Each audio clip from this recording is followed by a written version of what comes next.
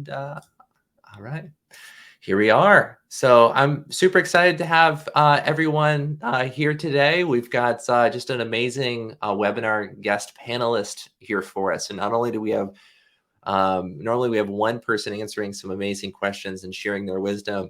We're doing it with four people here today, and I'm super excited to intro them.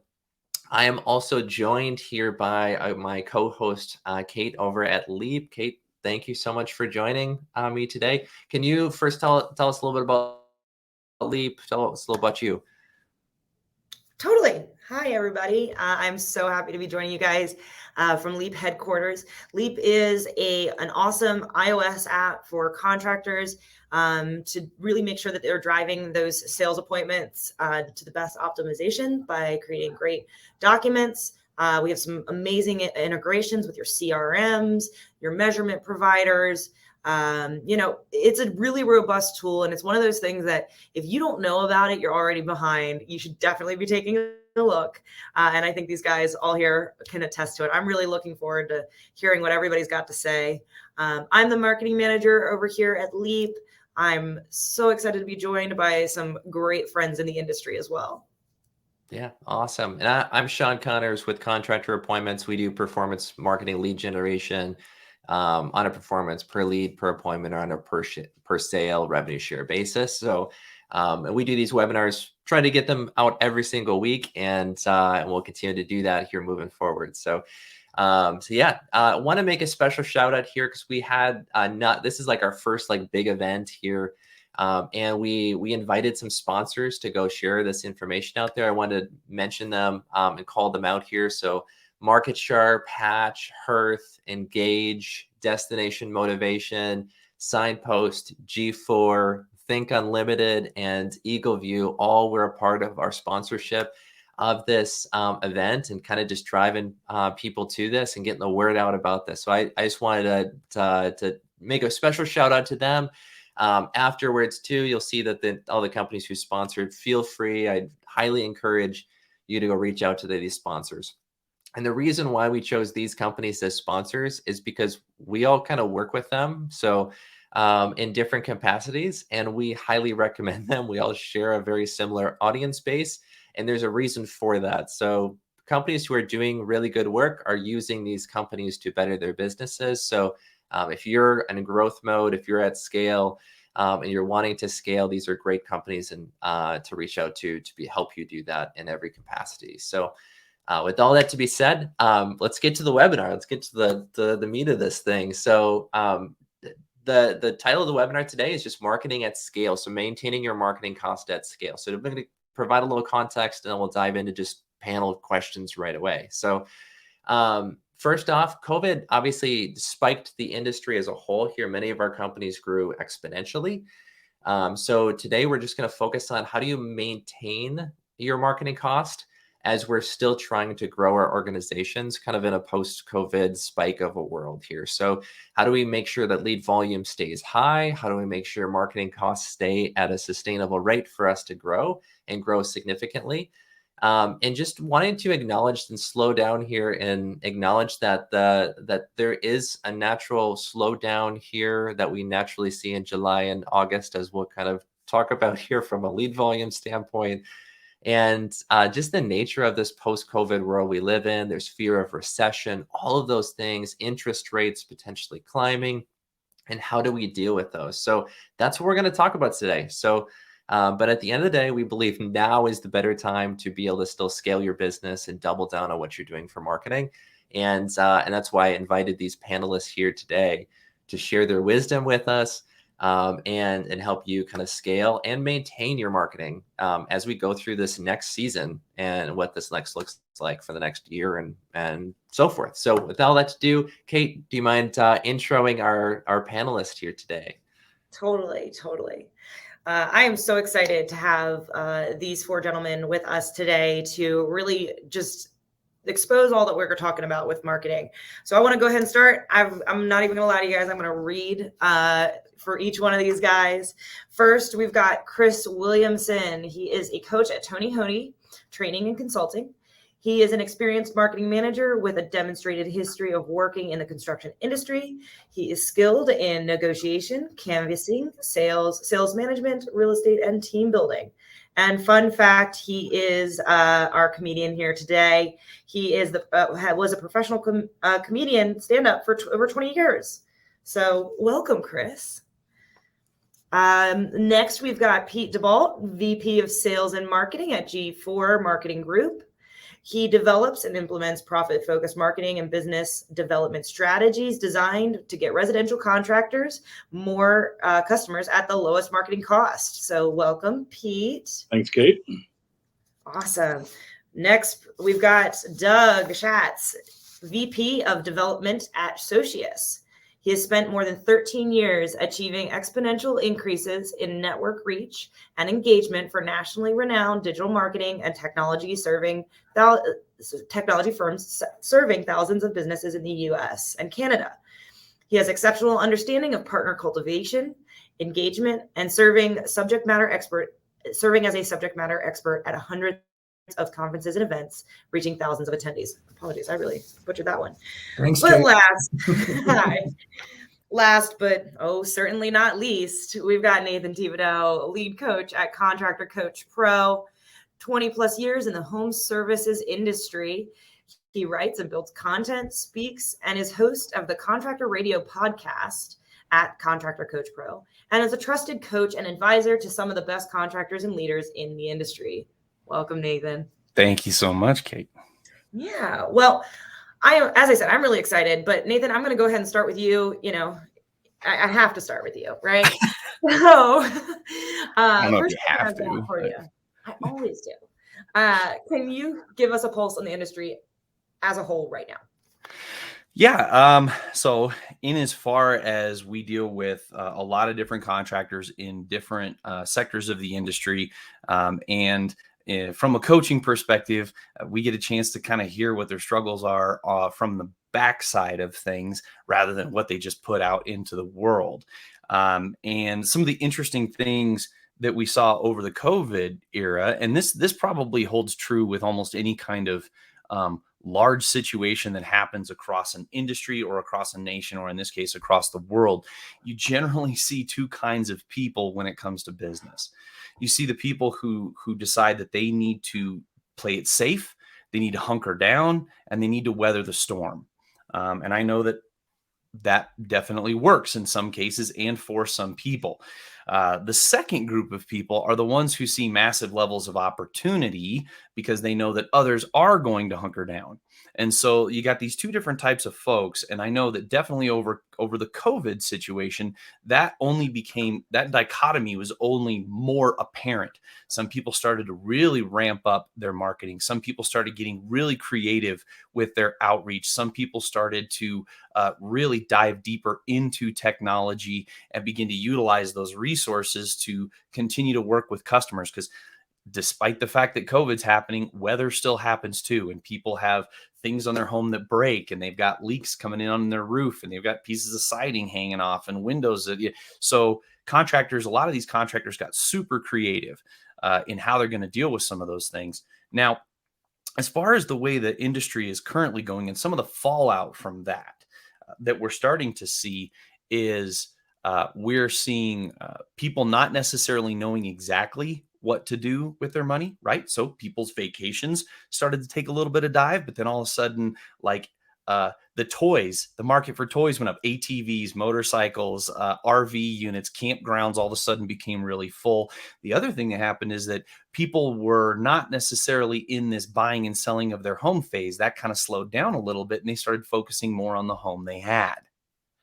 And so, as Sean mentioned earlier, with interest rates starting to go up, as we see evidences of a recession, and remember, some of this stuff is mental, so we got to be careful about initiating our own future, right? So we do have some evidences that a recession may be on its way. We want to be careful about being too doomsday about that kind of stuff mentally. But one of the things that you do see in these situations is people start to focus on where they're at now. And so maybe we don't, but I got a friend I talked to just the other day. He said he put upgrading his home on the shelf. And he said, I'm just going to be happy with what I have now, which means he's going to be looking at adding a fire pit, building his deck. Maybe he's going to add a different section to his home. He's going to be doing different things, which means there's opportunity for contractors to help them with that. Many different versions of financing are available for folks. We're seeing supply chain issues are starting to become a problem. Who has material? Where is that material? How long is it going to take to get that material? And furthermore, what's that material going to cost when it comes time to put it in your hand?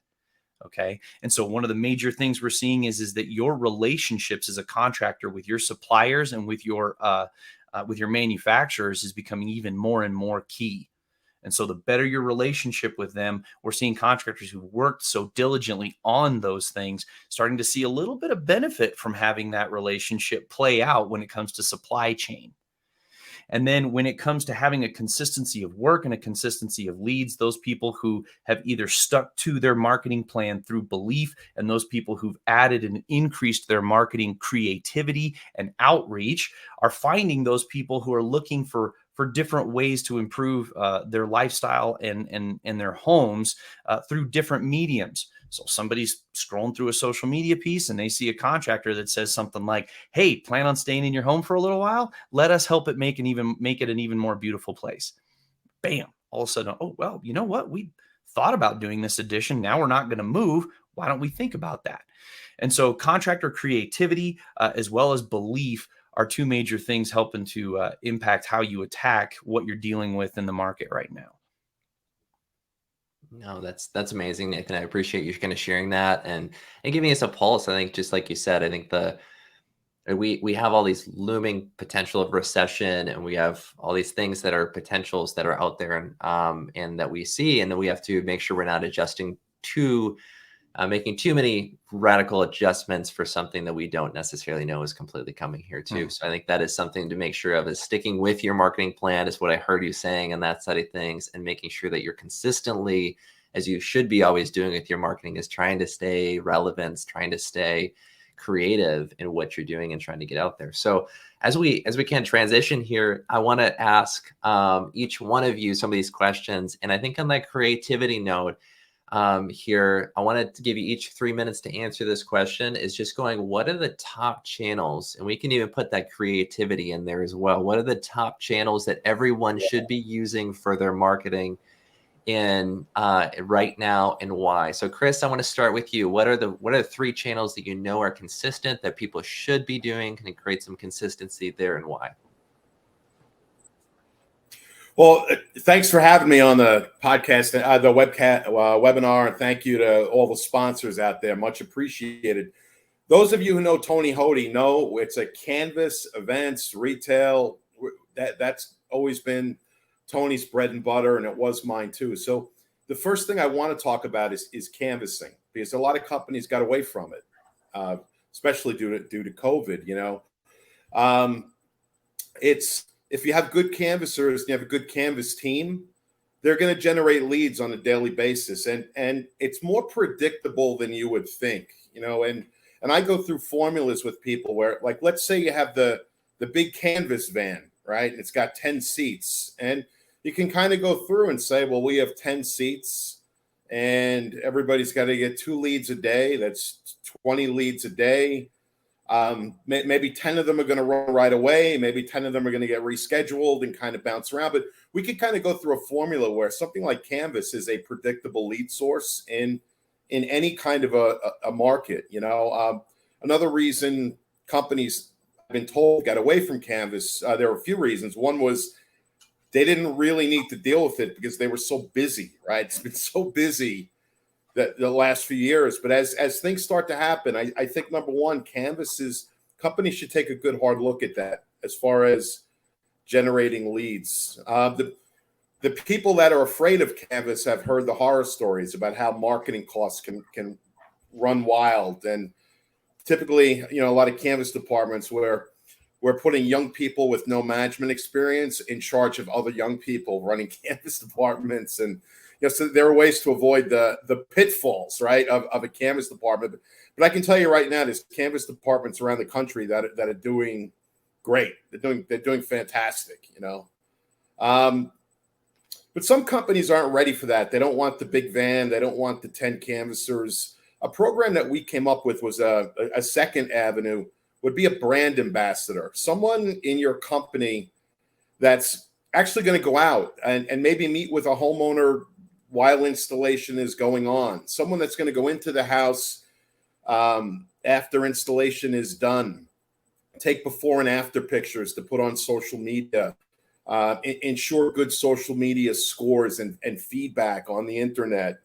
But why that person also becomes important, that aside from the social media scores and good customer service and things like that, they're also gonna do some canvassing around the installation, just the immediate neighbors, but they're also gonna meet with the homeowner and hopefully generate referral leads.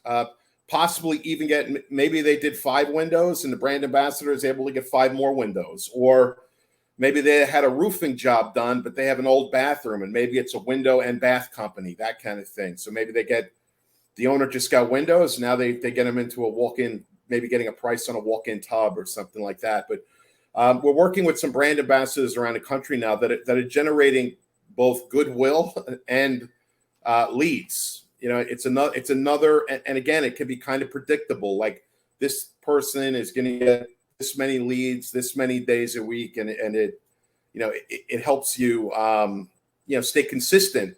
And it's one of those things too. I always found Canvas and brand ambassador, when everyone says, "Oh, you know, how are you going to stay busy in December?" Well, those are the type of people that will keep your houses when things are slow. You know, those are the people that might go out on a Friday afternoon and fill the Saturday morning fall off that might happen on the calendar or the schedule. But they need training and they need management in order to keep the cost so that it doesn't become prohibitive. And the last one I kind of mentioned, right? Good social media scores and repeat business and referral business. That's always a great way to generate leads. So those would be my ideas. Yeah, that's amazing. I think, Chris, that was my background. I started off canvassing, and if you can't get more predictable than sending someone out for 4 hours, they don't come back with leads. That you can choose the neighborhoods you go into, and if you know which markets, the neighborhoods that have money and are more likely to buy your product, you have more control than you do with other means of advertising, right? I think that's a huge portion of things as well. Yes. One thing you touched on there was just the referral side of things. So, Pete, I want to hand that over to you, with that being the last thing that's said. I want to hear from you just what are 3 things, channels that you believe companies should do and why? Yeah, well, thanks, Chris, for I guess firming up my 3 things. Well, referrals, repeat business, reviews, and I'll throw in a 4th. I would say rehash. Staying in front of those unsold leads. So as we all know, over the last 2 years, or since the beginning of 2020, leads opportunity has just been abundant. We've been running more appointments. We've been selling more jobs. And so we've been, in theory, putting all of these quote unquote relationships on the books, but are we actually building relationships, or are we treating them like transactions and focusing on the new opportunity only? Right, the new leads that are coming in, because we were just so busy. So it's really important now more than ever to take a look back, and if you haven't already, start to build a foundation of relationships so that you can build referral business not only for today but for years to follow, right? Or depending on your product mix and your service, repeat business, right? I mean, I know it's difficult to sell a roof. You don't want to sell a roof over and over again. But if you're doing roof repair, you certainly want to stay in front of that homeowner so that you get that opportunity down the road for the full replacement. If you're selling baths, windows, doors, whatever it is, that is your relationship. You want to make sure you're putting a fence around it and staying in touch and making sure that your customers are aware of all of these great services that you provide, that you're a reputable company, that you appreciate referrals, that you actually reward for referrals. And then I mentioned rehash. So again, a lot of these leads that we generated didn't buy for whatever reason. It doesn't mean that they won't buy at some point. So, we've already invested in that lead. most of us have some sort of database or CRM where we are, housing these names, these contacts. So we need to be recycling through and making sure that we are, giving those unsold leads the appropriate attention so that we can get them back into the funnel. And really all of those sources are going to be some of your most profitable lead sources. And really the ones that you can count on as, we talk about the recession and potential downturn, again, it's not doom and gloom, but when things potentially do take a turn like that, it's the companies that can actually rely on their relationships that will get through those versus the ones that, just kind of moved on to the next and kept moving on and didn't stay in touch. So I would say those three plus the additional bonus and rehash would be, 4 great opportunities right now today. Yeah, I think that's amazing. I think one of the things about just as you kind of brought up here too, and I love about G4 is you guys are talking about like the customer life value. And I think so many times in replacement contracting, when it comes to roofing, the best time to add an additional trade or service to your company is in a recession, when you can go back to your previous customers who said yes to you once and offer them a different product. And make sure you get more yeses out of the same people who already said yes to you and already have loyalty to you and already said yes once. So with that being said, Doug, I would love for you to answer that question here too. The 3 main ways to be able to generate channels to generate business and why. Yeah, and thanks again for having me on today, Sean and Kate. Really excited to be here. So Socius is a digital marketing agency, and we do everything from building websites to SEO to Google ad programs. But when it comes to creating scale in the economy that we're in right now, I think the most important thing that you need to go into that with is a plan that is truly tracking the different marketing efforts that you have, ways that you can really prove the ROI of what you're doing, as opposed to just trying 5 or 6 different strategies, sticking your thumb in the air and saying, business is up, but you're not really able to attribute it to anything specifically. We've all worked with companies like that before. Social media is a really good place to start. So, one of the benefits of social is it's a lot more cost effective to advertise on Facebook and Instagram than it is on Google, traditional Google ads these days. And a lot of our clients are booked out 6-8 months, something like that. And so Google ads for somebody like that, when you're paying for that click, paying for that lead, that's probably, for some of you, if you're booked out that far, that might not be the best strategy right now. That's where social comes into play. And I think A/B testing strategies on Facebook and Instagram, where you're attaching an offer associated with it, is really smart, because if there's no offer connected to what you're doing, and that offer could be anything you want, otherwise it just becomes awareness marketing. And while we've run campaigns like that before, you have a hard time attributing actual revenue to the advertising that you're doing in that space. And so when we're entering uncertain economic times, and I agree with what everybody said before, we don't want to become a self-fulfilling prophecy about what the economy is going to do. We need to be smart here, but social is a great place to start. Another place where our team does phenomenal work is traditional SEO, search engine optimization. And this is actually a really critical strategy now, because while SEO is something that takes time to achieve results and requires some patience, when you're busy is exactly the time that you should be focusing on SEO, because it helps set you up for 3, 6, 12 months down the road. And what we have seen at Socius is the highest quality leads that you can get from customers that are in consideration mode traditionally come from those that are making buying decisions in the organic results, right? So something for everybody to consider. It takes a little patience. You've probably been burned out there before. That doesn't mean it should turn you off from the value of high quality leads that come from that. And then the last thing I would add is it's a really smart time to start considering video as a part of your strategy. And I think a lot of people shy away from this because they feel like they're overwhelmed by this concept. We're not telling you to go out there and create $15,000 commercials. Be creative, be scrappy, be authentic in this space. And when you do that with videos, you really connect with your audiences more effectively. It's more likely to create referral opportunities for you. But that's something that we see as really the future of a lot more marketing, because a lot of customers that our clients are targeting, it takes time for them to go through that buying cycle. You need to stay in front of them via social, via video, as they're considering you against your competition.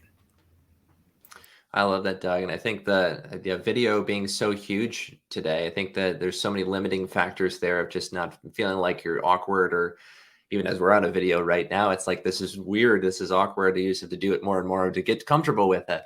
And, but at the end of the day, like, the one other piece that I pulled out of there too, is that you need a unique offer in a very busy marketplace that goes back to that creativity, and an offer can be different than promotion. So I think separating those two of like, this is our weekly or monthly promotion. Here's your offer. What separates you from the competition in your market? And that's what, again, whether you're canvassing or whether you're doing anything in the marketing realm, the more unique your offer is, you can find more of your customer out there too. So Nathan, I want to turn it over to you and hear your response to that.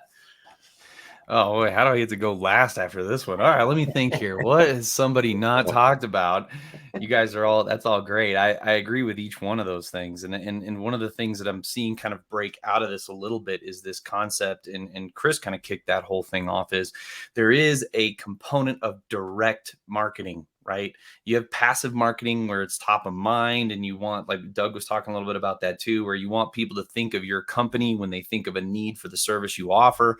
And then you have that direct marketing component where you go out and find those people. And so don't forget about that. I think oftentimes people just simply assume direct marketing to be door knocking or putting out flyers or cold calling folks. But that direct marketing could be just at a gas station, putting, $80 a gallon gas into your tank. So where you are, and realizing that sometimes people don't know they have a need. And so the more you're out and being available and letting people know what you do, and educating those around you, whether it be door knocking or flyers or phone calls, or even just going to your kid's soccer game, that could be a form of direct marketing.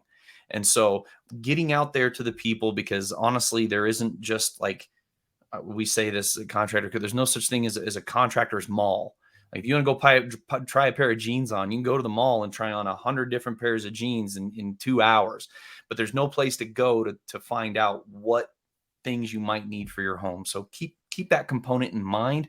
The social media, for sure. Social media is funny because it's a both and. Social media is almost a direct marketing, while at the same time it's also passive, because there isn't just a human being standing in front of you at your door or wherever you might be. And so understanding that how that thing works, and that you are reaching out, and that you can be specific about who you're reaching out to through social media, and making sure that you're reaching out to the right people. If you do a lot of in-home work, you probably want to try to figure out how to not end up sending a lot of information to people who live in apartments. So that'd be an important thing to keep in mind. Socius is great at helping you out with some of those strategies.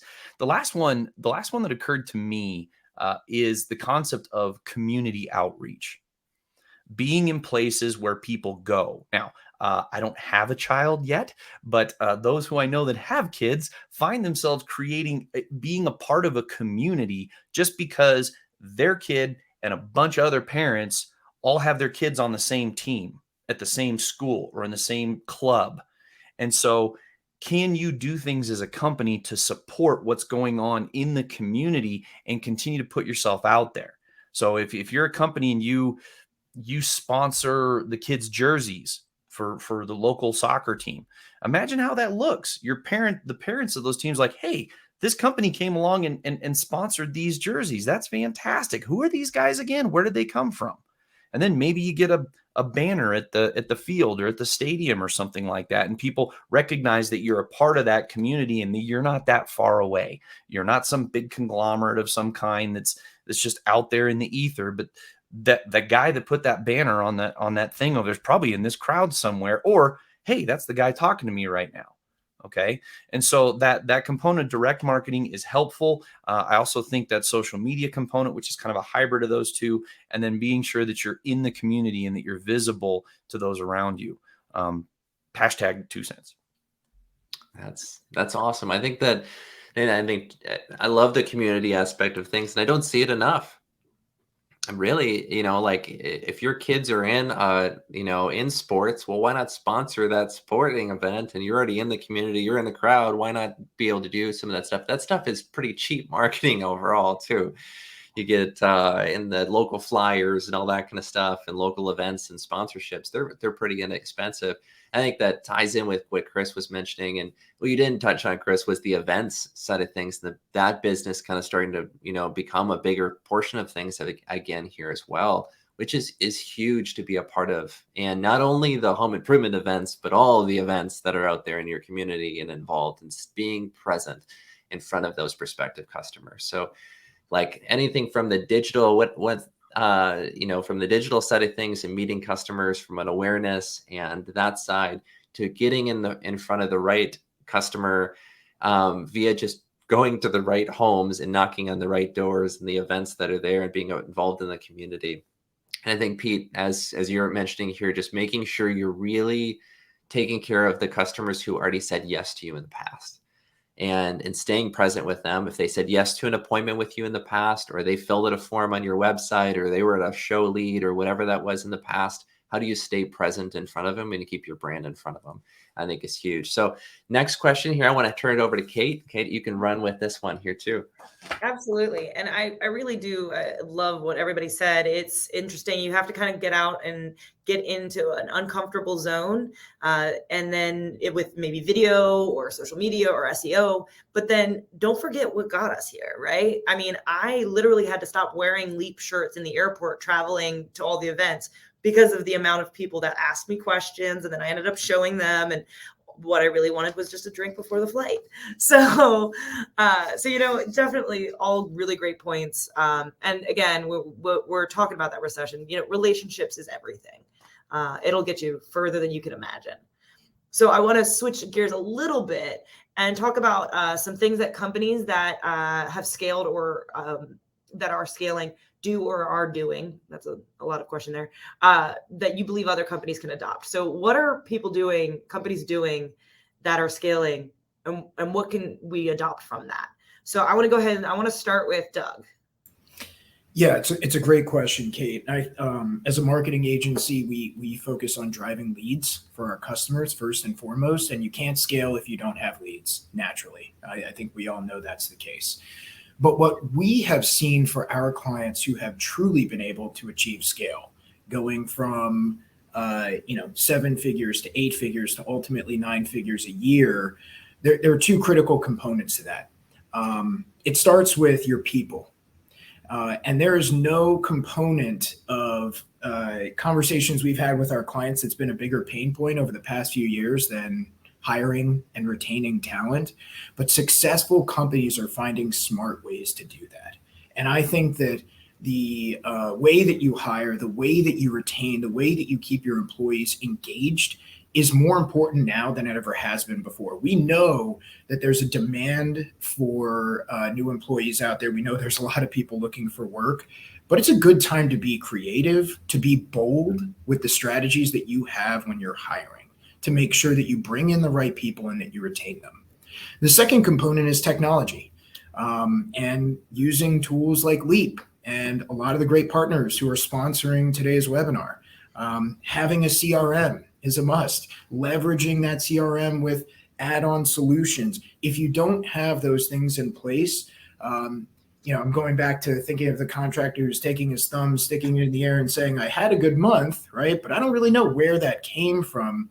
So I think people in technology, once you have the leads flowing in, that's when you create scale. And that's when you're really operating and humming like an operation that you should be. Totally. I cannot, obviously I work at Leap, right? I cannot agree more with that technology aspect. I mean, even the sponsors of today's webinar, the CRM, we have MarketSharp sponsoring. Like, everyone take a look at this technology. It's, again, one of those things, if you don't know what we're talking about, you're already behind. So get on top of that. I want to kind of pivot a little bit over, I believe, Pete, you are next. Can you let me know what you think 2 things that companies should be doing to help scale? Yeah, so I've been going second. It's great, and it's also kind of difficult because Doug, I wish we all would have compared our answers. The people aspect of this is so important, and as you see, so many of these companies are trying to shift their focus to, development, right? Training and development. Making sure that they are maximizing their employees' potential. Years ago, when I first started in the home improvement industry, you would hear at all these conferences, we don't sell windows. We aren't a home improvement company. We're a sales and marketing company, right? And now you see some of these companies that are scaling, that are getting acquired out there. They've taken it the next step, and they've taken it to that personal development, to that, achieving the most, and giving their employees that ownership feel, or more than, maybe what this industry had done in the past, which was, giving them more opportunity to grow within the company, to keep them and retain them. And the culture is a big part of that. Obviously, not just the training, but then just all of that goes into the day-to-day, lifestyle there, and how the different departments communicate with each other. So I think the people aspect has been a very challenging aspect. Actually, I was just at an event here in the beginning of June where they said one of our biggest threats in our industry is the aging workforce. So I don't know if this is really going to go away by any means. A lot of the challenges that we're experiencing today are probably going to continue for the foreseeable future, as we just aren't promoting the services as much as we should, the trades, the opportunities there. So, capitalizing on the team and finding that talent and making them feel like they have a real stake is very important. And then I guess the other big part of, what I'm seeing a lot of these successful companies really kick ass is the customer experience. A lot of that doesn't show up, I guess, maybe on a balance sheet, right? I mean, you can see certainly reviews, and that is going to tell a story to your prospect, or to, potentially even a new hire candidate, right? They want to work at a place that takes care of their customers. But then even more, it's providing that, like you said, that awareness, that foothold, that word of mouth opportunity in the local marketplace, because people are now talking about the experience. They are sharing their story about how the rep showed up and how they were different, or maybe the fact that they appreciated and said thank you, right? They showed up and did something a little different than what no one really does very well with anymore today. So I think the customer experience, and one of the things that's key is with customer experience, it's not just on the front end, it's something that you continue all the way through the completion of the project, and then all the way forever, right? I mean, you want to continue to build that relationship, similar to like how some of the very successful brands like Disney and, a lot of these airlines create these,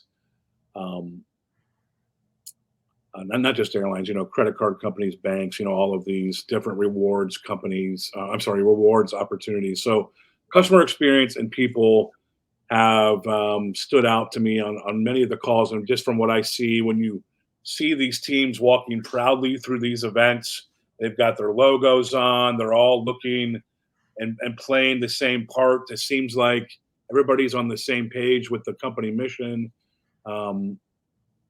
Those are the ones that are going to continue to win. And I think,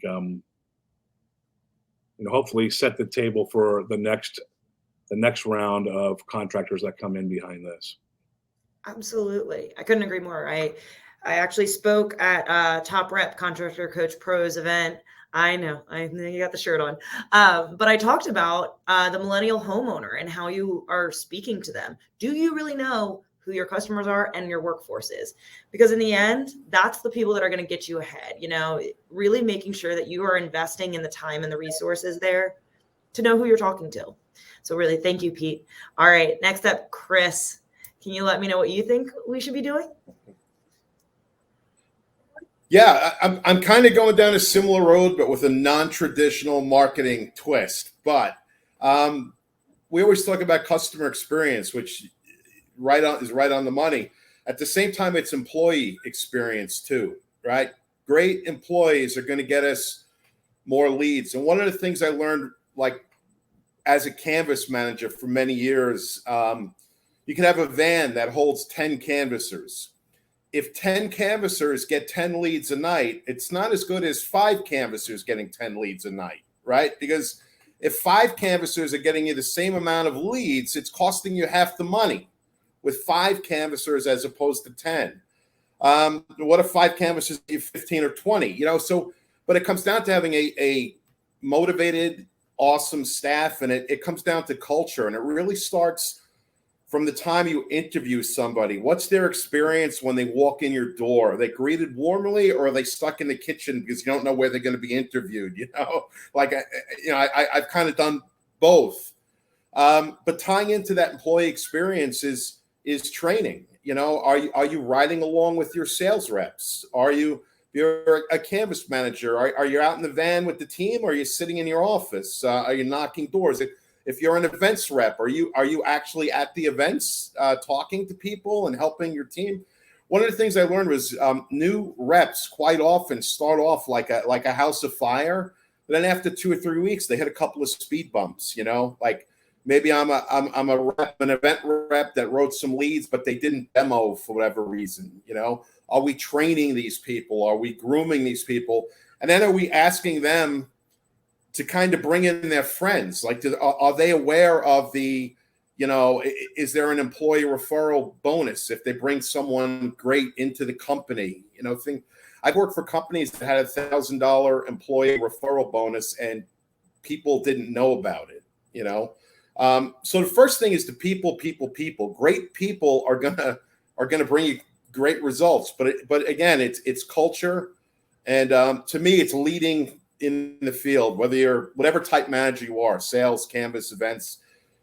My second thing would be going back to the brand ambassador. And I know, Doug had mentioned videos, and Nathan was talking about like the community outreach and stuff. I think that's huge. A great brand ambassador is going to help you you only need a department of 1 as opposed to a huge Canvas department, but a brand ambassador might get you a few leads a day, a few good reviews.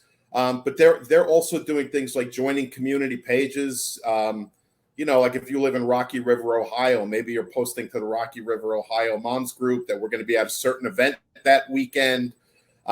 We've done things where we put contests on, like, hey, our Canvas team is going to be in such and such a town. The first person that sends us a picture gets a $50 gift card. And, you start to get mentioned. People say, hey, I need windows. We'll call this company, because they've seen us in these groups.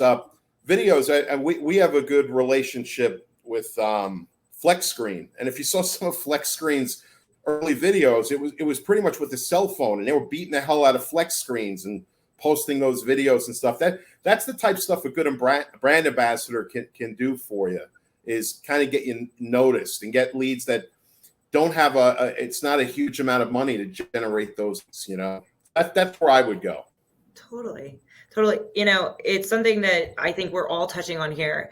And, maybe we're not saying it explicitly enough. We all just went through a pandemic and we didn't get to see a lot of people, and it became very almost dehumanizing being away from everyone.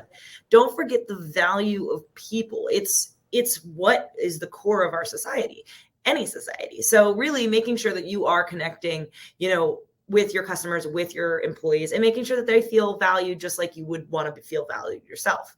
The other thing I heard you say was about the brand ambassadors.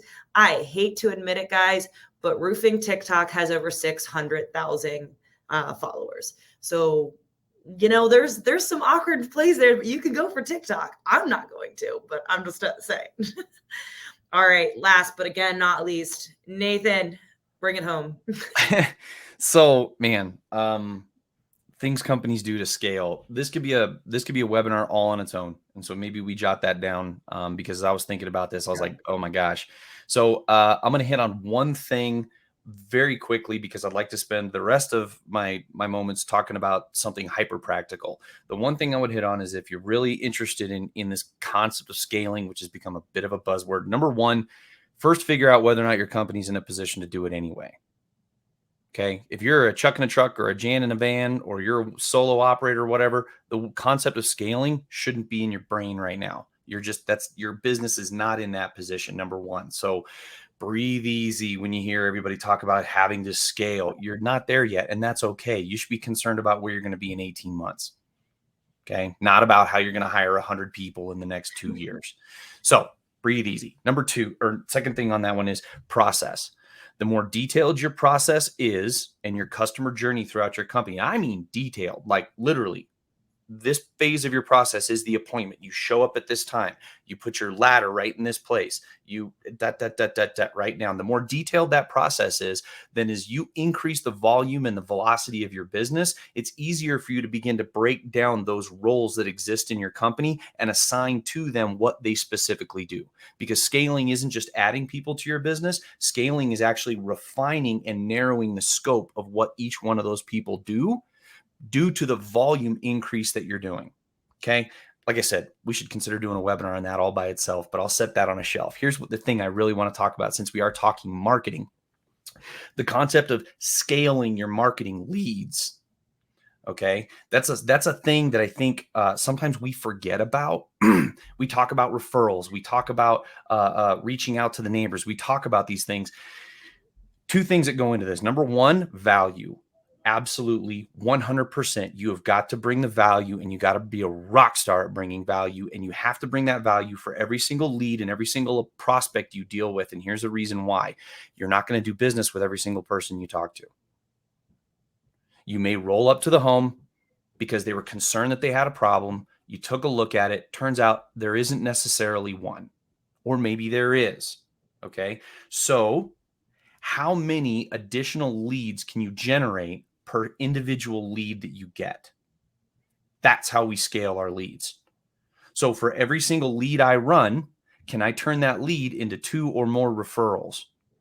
And for every single home I enter, can I convert 2 or 3 or 4 of the neighbors around them into a lead, and convert those leads into a prospect or a customer, and then gain another 2 or 3 referrals from them? So now the company just sent me 1 lead. I've got the potential to generate as many as 20 additional leads off of that 1 lead. You do that through value. So I'll give you a quick example of this. If you've ever taken your vehicle into the shop and you're like, "Hey, John, I got a little thing going on with my truck here. Not sure what's up." And John calls you back, says, "Hey, Nathan, I took a look. It really wasn't a thing. We kind of took care of it, topped off your fluids. You can come pick up your truck." And I go, "Great, John, how much do I owe you?" And he goes, "Nothing." How do you feel? You feel amazing. You're like, "I expected to spend $500 because every time I get my vehicle near the shop, I got to spend $500. And now I'm being told I don't have to do anything." If you encounter a homeowner and that's the situation with them, that's exactly how they feel too. Totally. So if I provide value and evidence, how unreasonable is it for me to ask them for a review? Now you've got somebody reviewing your company and saying, "Hey, you want an honest appraisal of your home with somebody who isn't just going to tell you you have to buy services? This guy came out, spent an hour and a half at my home, gave me a full inspection report and documentation, and turns out I didn't need any work. You should call these guys." Furthermore, even if I don't do any work for this person, do you think they know somebody else who could use a nice, honest evaluation of their home? No transaction occurred, and I now have a 5-star review on Google and Facebook, and I probably have maybe 1 or 2 or 3 leads. So can we take that avenue and then ask our guys if they can do a competition? Mm-hmm. Hey, you guys, can you create a spider web of leads from each lead we give you? Yeah. No, I really love that whole concept. And, you kind of touched on reviews. It's something that we haven't really talked about much today, but, I come from actually a partner marketing standpoint, and partner marketing actually started because people started doing their own research and not listening to ads as much. They wanted to know from a trusted source what the reality is. So if you can do a campaign that is going to get you reviews, do it, because you can get your name out there. Great. We sponsored the baseball team. Then they're going to look you up. And if you have bad reviews or no reviews, then you're just as good as just, not even putting your logo up there. Totally. All right. Well, I thank you guys for answering that question. I'm going to hand it back to Sean. Well, can I take a minute? Like, these answers are amazing. Like this, like one thing that you guys all touching on is just the power of people, like at scale, period, when it comes to the systems and the process. And no matter what they're doing, you cannot scale a business in the home improvement industry without people on your team that are quality. And I think the investment in the people on your team is just so evident, which I love. It's like all these processes, all the ideas can only be executed when you trust the people on your team, and you can keep handing that stuff over to them. So I love that. So we're gonna dive into kind of a practical question here for you all. This is cross gamut of industry, and knowing that we're kind of roofing, siding, windows, bath, gutters, all that kind of stuff is. It's going to cross the gamut here a little bit, but I wanted to project to you guys, what should companies be expecting to invest? So like gross marketing percentage, companies should be expecting to invest to scale. So one of the questions we get often is going, the all-in marketing cost, that gross marketing cost, how much should we be ready to invest there? Some companies, like, they want to scale, but they're not willing to put the money in. But what are you seeing companies at scale investing to get to scale, and why? Let's go through that. So Nathan, you're the first one up here. You're last. Oh man, You're oh, first. This question. I mean, I don't know about you guys, but I mean, it's every time, right? Every time. How much money should I be investing in my marketing? Chris is over here like, yes. So honestly, it really just depends. I know nobody wants to hear that. Here's the thing. I've seen companies invest dollar-wise, invest very little in their marketing because they were very grassroots and boots on the ground. They were looking to, petition initiative, essentially, their marketing system. And it was a lot of that direct marketing. It was a lot of that community involvement. And you're not going to hear their ad on the radio station. You may not see their ad in a newspaper. People are still reading those, and they are, by the way.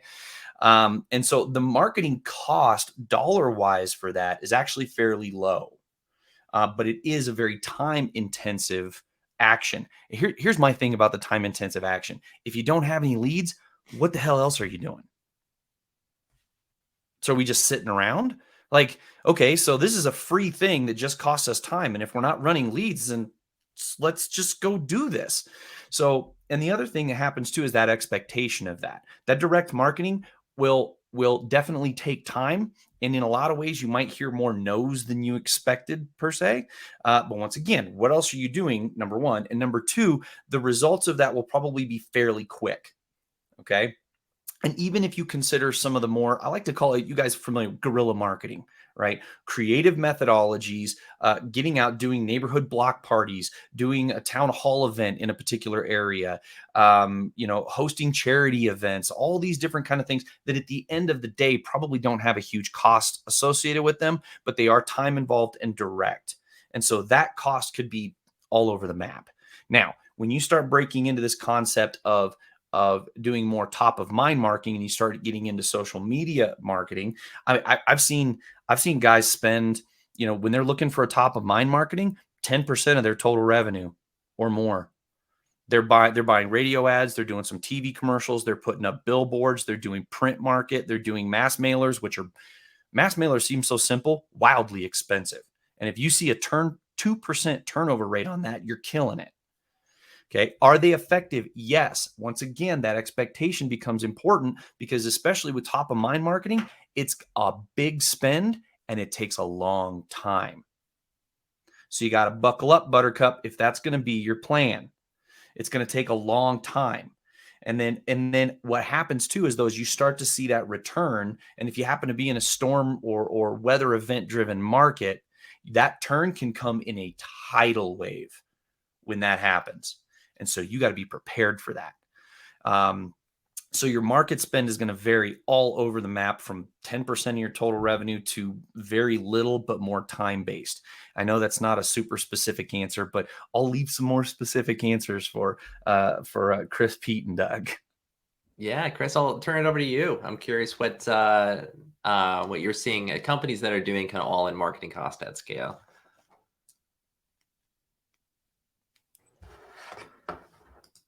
I do from that non-traditional mindset. That's pretty much canvas, events, retail, brand ambassador. And after I tell you my quick little story, I will give you actually a number. I'll put a number on what we look for and stuff. But the first thing I will tell you that people that have been in an industry for a long time will tell you that a good department or events department will give you a low cost per lead issued. It's as far as what you're spending on the lead, it should be pretty good. But I say that knowing that I get hired by companies at times that are struggling, with their canvas or events department. And if you don't manage those departments carefully, the costs can run out of control, 20%, 30%. And there's a lot of costs you don't think about, like a van breaks down. Are you going to buy them water in the summer when it's hot? Are you going to get them little hand warmers when it's cold? Are you going to supply them winter jackets if you're in Minnesota? On and on and on. There's a lot of costs that you might not expect. But what I can tell you is we strive for a 10% cost of marketing, like say in a canvas department, right? The better canvas departments are at 10% or less. In the beginning, there's going to be some layout. Like I have some owners that have 3 vans before they had a team, before they had a manager. They're like, hey, I have 3 vans in the parking lot, So there is going to be some upfront cost. One of the things we find with the brand ambassadors is the cost tends to be lower because there's usually just 1 or 2 of them for someone that wants to start out, not spending a lot of money to start a program that might generate leads and whatnot. But in general, it's funny because Nathan mentioned 10%. That's kind of like, that would be my happy place for a canvas department. Like if we spend $20,000 this month, let's make at least $200,000. We want that kind of return. Yeah, absolutely. And Pete, I'll turn it over to you. Yeah, so I'd say generally speaking, the rule of thumb for our industry is that 10% number. We hear it almost every day when we are in our meetings. And that 10%, that is coming from gross revenue. So if your gross revenue is $1 million, then you should invest $100,000 in marketing. And again, that's going to vary depending on your services, how long you've been in business, the market you service. There are certainly variables, but just kind of generally speaking, that is what we hear almost always is that 10%. So it's in line with what it sounds like Nathan and Chris are mentioning. So if you're looking to scale and really ramp that up, I think there are certainly things that we need to consider. Certainly the profit, where you're at, can you afford to do so? Again, are you introducing a new service? If so, what is it? Baths. Bath companies generally invest a little bit more than 10%. They're closer to 12%. But yeah, that's what we hear. I don't know. We're probably between all the guys on our business development team. We're talking to, I don't know, a few dozen contractors in like a strategy session, every week. And this number comes up on almost every call, and 10% is almost always the number. That's all I got. Yep. Yeah, Doug, what do you have for us? This is a tough one to go last on, guys. I mean, I gotta tell you, okay, this is a tough one.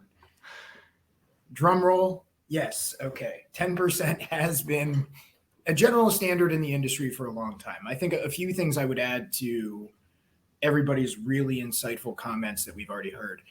Nathan made a really good point earlier that a lot of companies spend less from a actual media perspective, but then it's people cost. And it's really hard when you think about people cost and how you divide their time to put that on a balance sheet and associate it with your marketing, but that is how you kind of have to think about it if they're doing that for you, right?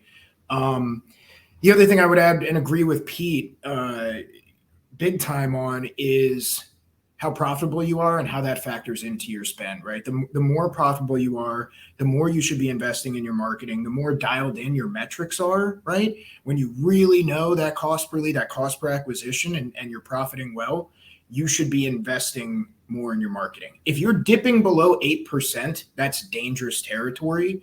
10% is really optimal for success, but we say at a minimum that 8 and 10% and upwards of 12 or 15 is a good place to go when you have the infrastructure to make that possible.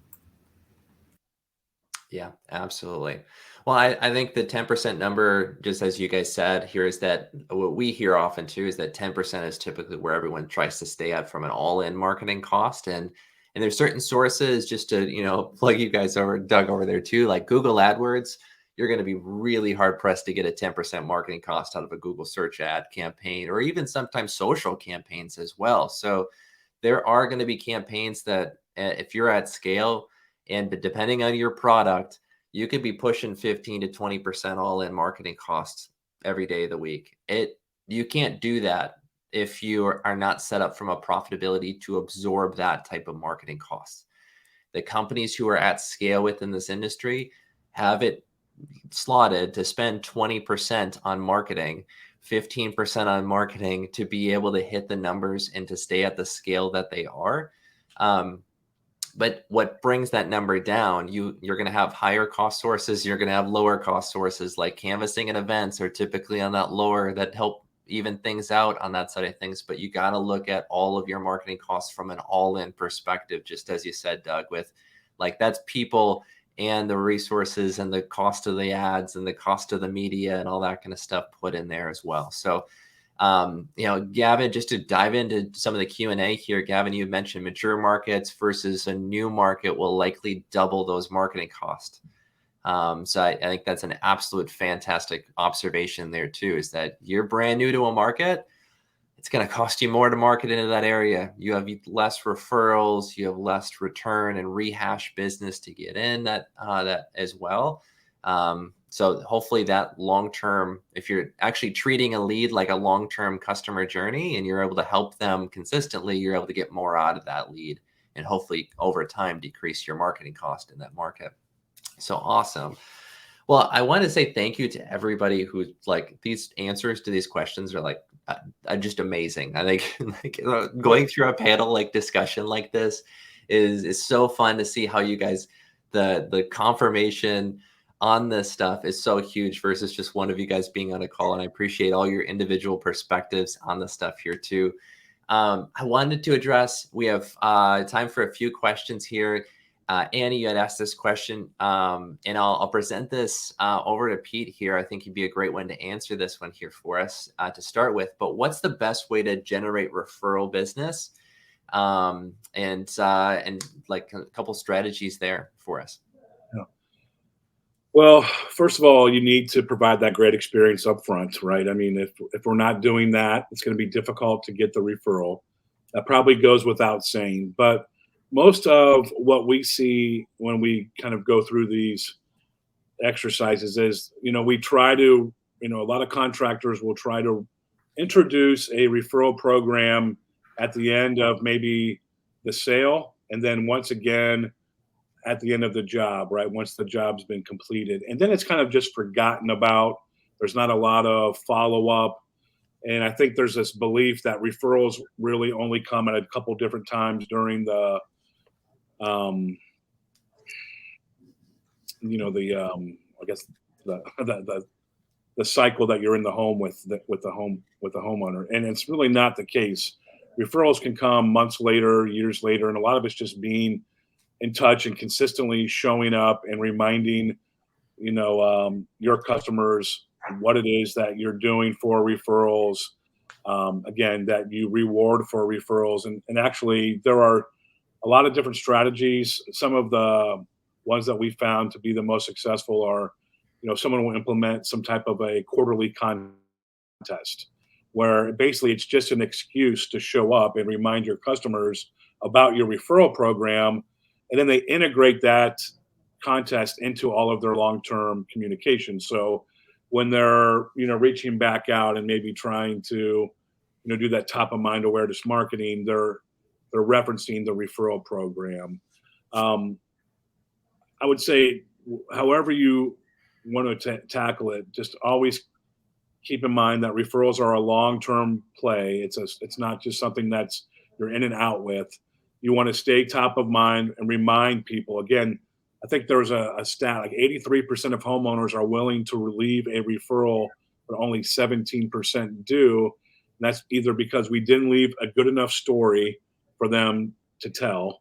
We didn't ask for the referral, which in some cases just is, the issue, or we just didn't remind them of the referral program and stay in touch and just keep, driving the referral. The other thing I would say is when you do put together a reward for the referral, don't make them jump through a bunch of hoops to get it. There's all kinds of things we hear like, oh, you got to qualify for the payout, this has to happen, or if this happens 6 times, we're going to give you this much more money. And it gets really confusing and people check out. So one of the things that we suggest is reward the appointment. If they don't buy, again, you have to run the appointment. It has to be qualified. Keep your standards in place.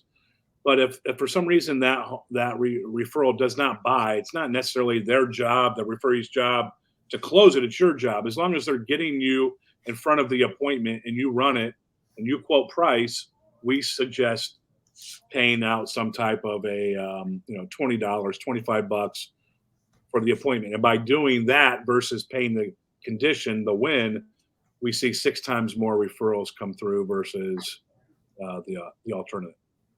Yeah. So hopefully those are some tips. We certainly can tell you and share other ideas, but definitely ask for them and then stay in touch and continue to ask for them. Yeah, and after the call here too, that was another person on the answer to your question here for you. G4 is the answer to your question. Reaching out to them, that's why they're on this call here. Pete and their team over there are amazing at kind of putting these referral programs together for companies. And I want to wrap up and respect our speakers' time here. I just wanted to honor you guys. You guys have all spent your hard-earned time and energy and effort showing up here, being seen and answering questions so that other people can move their businesses forward, and sharing your advice and your skills. I so appreciate your time today and taking that here for us. So and I would ask of everyone who's on the call here, show your appreciation for them. Reach out to these companies, give them a high five, reach out to them on social media here as well. And again, Pete, Chris, Nathan, Doug, I so thank you for your time today, and Kate for co-hosting with me today. We're hope to do these more often. Yes. And if your question wasn't answered, but there's a couple questions that weren't answered here today, we will shoot you, try to get you an information out to you via email. When we end this call today, a recording will be sent out to everyone. As well as a little survey at the end. And that survey, if you want Pete or Chris or Nathan or Doug to reach out to you, or Kate to reach out to you in regards to one of their services, please feel free to just put your, answer the question there.